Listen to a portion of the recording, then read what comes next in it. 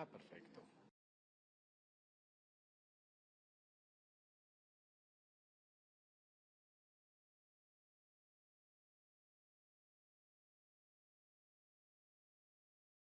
We come to you with a particular international issue that affects us, that we seek the understanding of the people of Colombia for.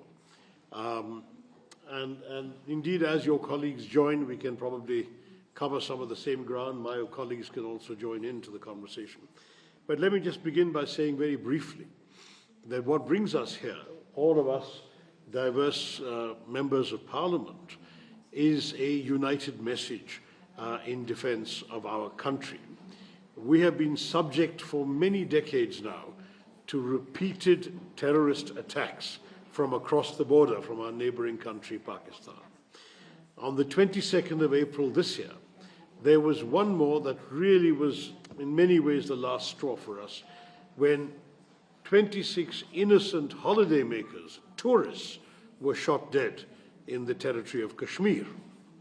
And shot dead in cold blood, profiled for their religion, and told so, and their families were spared so they could go back and give the bad news that their husbands had been killed because of their religion. It was a very, very ugly terrorist attack.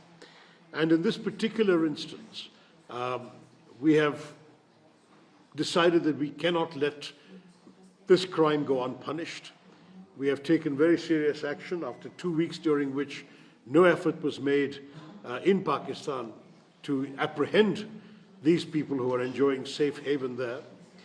We decided to strike a number of terrorist sites, well-known, established headquarters, bases, training centers, and launch pads of organizations on the list of the United Nations Sanctions Committee terrorist list, all of which are also identified as designated terrorists by the US government.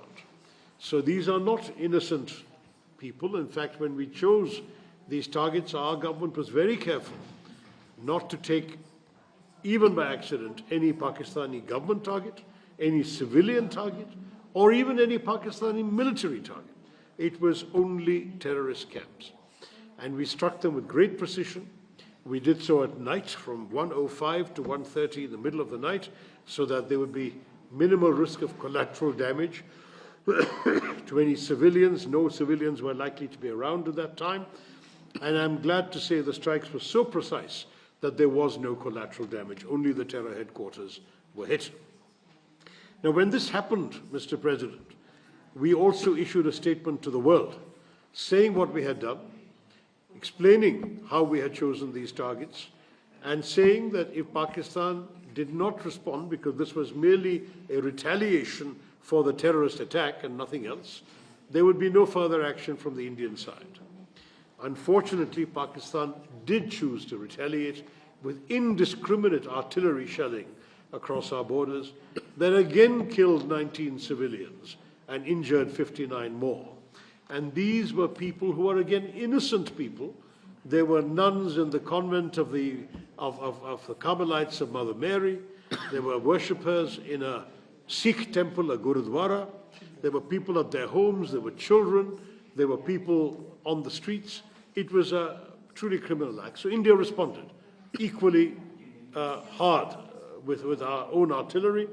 Pakistan sent us drones and missiles, which we blocked through our air defenses, and we hit them back with 11 additional strikes. And these 11 strikes were on military targets.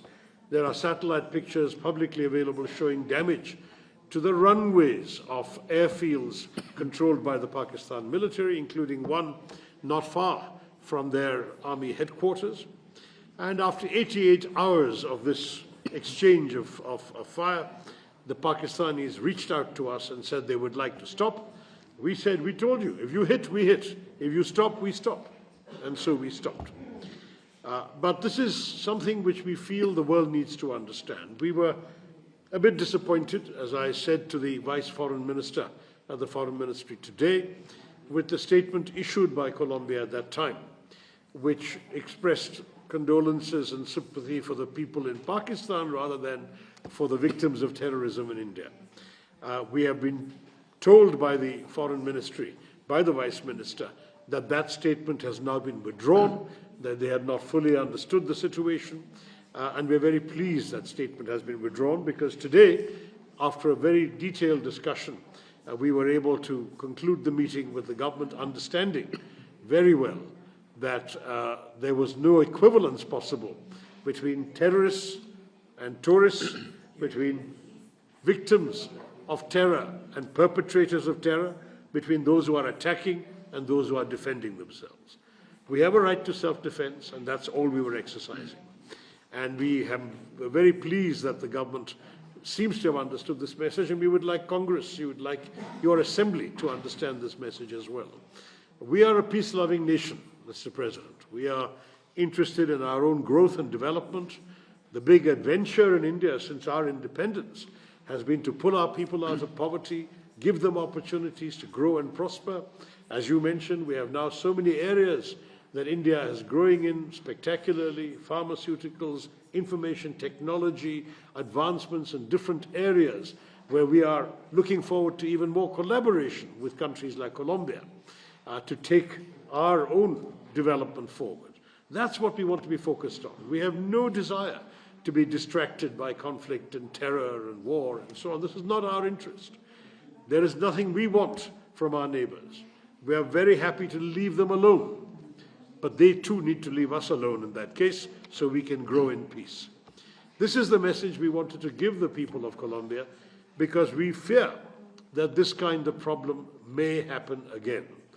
And so we seek not only to explain what has happened, but to seek in advance your understanding that the next time there is an incident of terrorism like this, that the people of Colombia will understand the background of this sad development, will show us the understanding and sympathy we look forward to from your people. We are not, as I say, a country that is interested in conflict.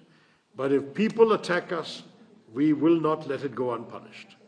If our civilians, our innocent people, are harmed, we will hit back. And that message also needs to be conveyed through you to the people of Colombia. So that is what I'm here for. My colleagues will have many things to add if you have a few minutes to listen to them. But I do want to say that we're very grateful that you invited us here, and that you will be kind enough to hear our point of view on a situation which is truly, truly dismaying. We are still proud of being the land of Mahatma Gandhi. Later today, we hope to go and pay tribute to the bust of Mahatma Gandhi in Bogota. Mahatma Gandhi taught us the importance of non-violence, of peace, but he also led our struggle for freedom, and he taught us the importance of protecting our freedom and the importance of freedom from fear. We will live free, and we will not live in fear. We will live with strength, and that is what we want you to understand. Thank you, Mr. President. Let me mention one thing I wanted to show you. You know, when this terror attack happened, the credit for it was taken by an organization called the Resistance Front, which is a unit of the Lashkar-e-Toiba, a proscribed terrorist organization listed in the Sanctions Committee. When we struck, there was a funeral for some of the terrorists who were hit. The funeral was conducted by this gentleman, who is himself, in fact, somebody called Hafiz Abdul Rauf, a member of the LET. And I show this to you because who is attending the funeral? It is a funeral attended by uniformed military and police personnel in Pakistan, from the Pakistan authorities. So when you see, on the one hand, innocent civilians and children being killed in India, and you see this in Pakistan, I think you will understand there is no equivalence. There is no comparison between the victims on one side and those on the other.